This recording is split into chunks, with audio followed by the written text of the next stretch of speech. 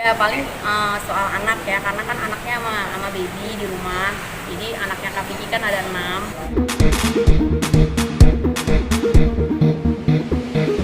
Ya, Anak-anaknya sendiri gimana anak itu? ya paling soal anak ya, karena kan anaknya sama baby di rumah.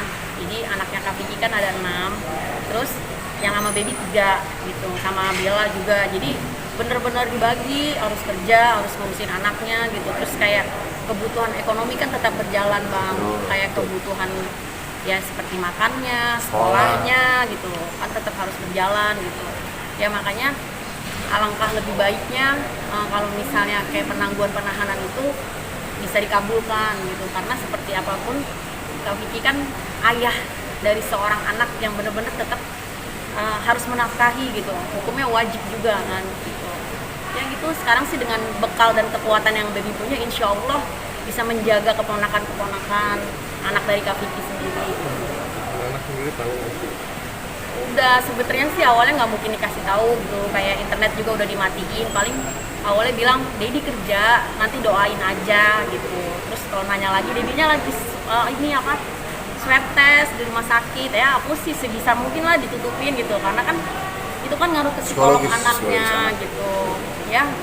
Permohonan sekali lagi kepada majelis yang dihormati, alhamdulillah kalau misalnya nanti bisa dikabulkan lagi penangguhan penahanannya, karena anak-anaknya amat sangat membutuhkan dia. Dari pihak keluarga juga amat sangat membutuhkan Kak Vicky, gitu aja sih ya. Nanti insya Allah dari pihak kuasa hukum nanti menjelaskan lagi panjangnya seperti apa ya. Kasih. Assalamualaikum warahmatullahi wabarakatuh. Waalaikumsalam. Cukup? Cukup ya? Oke. Cukup ya? Ya udah kalau gitu. Langkah selanjutnya kan kalau misalnya putusan selah Iya, yang pasti begini ya. Tanda tanggung. Satu keyakinan kami bahwa dari dakwaan yang dibacakan, dari seluruh BAP yang sudah kami rangkum dalam satu intisari, banyak kejanggalan-kejanggalan secara substansi tentang kejadian, tentang bagaimana metode penyidikannya dan sebagainya. Itu yang menjadi satu kelegaan hati kami, bahwa apa yang didakwaan dengan apa yang terjadi pada kenyataannya itu tidak banyak yang tidak berkesesuaian.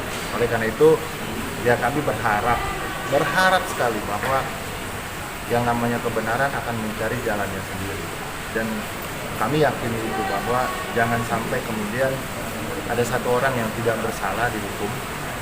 Lebih baik itu membebaskan 1000 orang bersalah daripada menghukum satu orang yang tidak bersalah. Nah, sudah disampaikan juga tadi oleh klien kami bahwa dia melakukan itu semata-mata untuk menjaga harkat dan martabat seorang suami. Dan dia sudah katakan tadi di dalam persidangan bahwa dia adalah seorang suami yang sah secara hukum dan memiliki buku nikah, dilindungi oleh undang-undang pernikahan, bahkan diwajibkan menjaga harmonisasi, menjaga harkat dan martabat daripada keluarga. Itu adalah perintah undang-undang.